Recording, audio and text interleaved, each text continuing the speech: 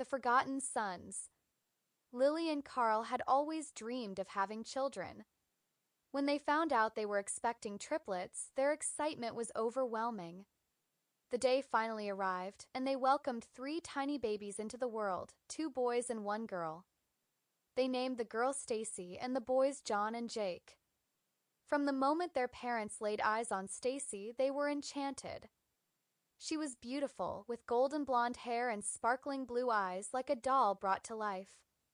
John and Jake, with their dark hair and deep green eyes, were healthy and strong, but they never seemed to capture the same wonder in their parents' eyes. Lily and Carl adored Stacy. She was delicate, precious, a princess in their world. They dressed her in the finest clothes, showered her with gifts, and gave her every ounce of their love. When she cried, they held her close. When she reached for something, they handed it to her without question. John and Jake, however, were an afterthought. First, the neglect was small. If all 3 babies cried at once, Stacy was always comforted first, while John and Jake were left to cry themselves to sleep.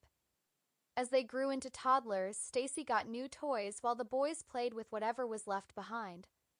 When she learned to walk, their parents cheered and clapped, but when John and Jake took their first steps, their achievements were met with a simple nod, if acknowledged at all. By the time they reached childhood, it was painfully clear Stacy was the favorite. She had a beautifully decorated room filled with stuffed animals, dolls, and anything she desired. She got the best clothes, the best food, and all the love in the world. Meanwhile, John and Jake shared a small, bare room with nothing but old blankets and a few worn-out toys. They ate whatever was left after Stacy had her fill. Birthdays came and went, but only Stacy's was celebrated with parties and presents. If John and Jake were lucky, they got a single slice of cake, leftovers from their sister's party. If they asked for something, their parents brushed them off. "You don't need that," they would say. "Stacy deserves it more." The boys never understood why. School, Stacy arrived in the newest clothes with the best lunches and the shiniest backpack. John and Jake wore hand-me-downs that were too big or too small. When teachers praised Stacy for her achievements, their parents beamed with pride. When John and Jake did well, their accomplishments went unnoticed. At first, the boys tried to earn their parents' love. They did everything they could to impress them, getting good grades, helping around the house, even trying to be as kind and gentle as Stacy. But no matter what they did, they remained invisible. Pain turned to anger. "Why do they treat us like this?" Jake asked one night, staring at Stacy's room, glowing with soft pink lights. John, sitting beside him on their creaky old bed, clenched his fists. "Because they don't love us." Those words hurt, but deep down they both knew they were true. Years passed and nothing changed. Stacy grew more beautiful, more adored, while John and Jake remained in the background. Their parents acted as if they didn't exist, except when they needed someone to do the chores Stacy wouldn't do. But something was different now. John and Jake no longer cared about winning their parents' approval. They no longer waited for love that would never come. Instead, they relied on each other. "One day," Jake whispered, "we'll leave this place, and they'll realize what they lost." John nodded. "But we won't come back." Their parents might have forgotten them, but John and Jake would never forget. And one day they would show the world that they weren't just shadows in Stacy's perfect life. They were something more, something stronger, something unstoppable. The years passed, but nothing changed. Stacy continued to bask in the endless love and attention of their parents, Lily and Carl. She got everything she wanted: new clothes, expensive gifts, lavish birthday parties. Meanwhile, John and Jake received nothing but cold indifference. It was as if they were merely guests in their own home, existing in the background of their sister's perfect life. By the time they were teenagers, the pain had dulled into something heavier: resentment. They had stopped asking for attention, for love, for anything. It was pointless. Lily and Carl had made it clear Stacy was the only child that mattered. But John and Jake had something Stacy didn't, each other. They became their own family in a house that had never felt like home. They learned to survive without warmth, without kindness, without anyone but themselves. They shared secrets, whispered plans about their future, about the day they would finally leave and never look back. One night, Stacy received a brand new car for her 16th birthday. Their parents threw her a grand celebration, inviting all her friends, decorating the house with lights and banners. Music and laughter filled the air as Stacy smiled and twirled in the center of attention. John and Jake watched from the shadows. Their 16th birthday had passed months ago, unnoticed. No party, no cake, not even a happy birthday. John clenched his fists.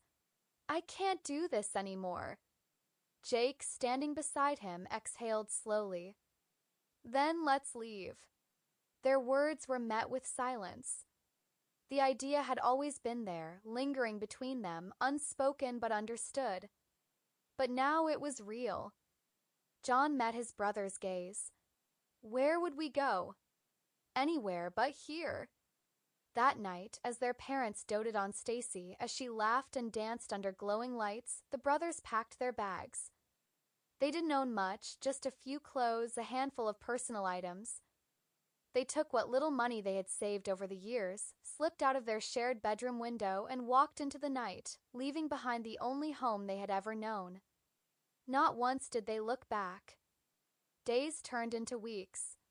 They hopped from town to town, picking up odd jobs, sleeping in cheap motels, surviving off whatever they could find. It wasn't easy, but it was better than living in a house where they were invisible. One evening, while working at a small diner, John overheard a conversation between two customers. They were talking about a program that helped young people find stable jobs and housing. He nudged Jake. This could be our chance. Jake nodded. Let's do it. With determination burning in their hearts, the brothers applied. Took time, but they finally found themselves with steady work, a small apartment, and for the first time in their lives, a sense of independence. They had built a life for themselves, without their parents, without Stacy, without the people who had abandoned them. Years passed, and one day an unexpected call came. It was Lily. Her voice trembled through the phone. John. Jake. Please come home. The brothers exchanged a glance. Home? That place had never been their home. Not truly. Why? John asked, his voice cold. It's Stacy, she whispered. She needs you. Silence stretched between them. For so long, their parents had ignored them, cast them aside as if they were nothing. And now, suddenly, they needed them? John exhaled slowly. We're not coming back. Lily sobbed on the other end, but the brothers remained unmoved. They had learned long ago that love wasn't something to be begged for. It had to be given freely, and their parents had never given it to them. As they hung up the phone, Jake looked at his brother. Do you regret it? John shook his head. Not for a second. For the first time in their lives, they weren't the forgotten ones. They were free. Years passed, and John and Jake thrived in the world they had built for themselves.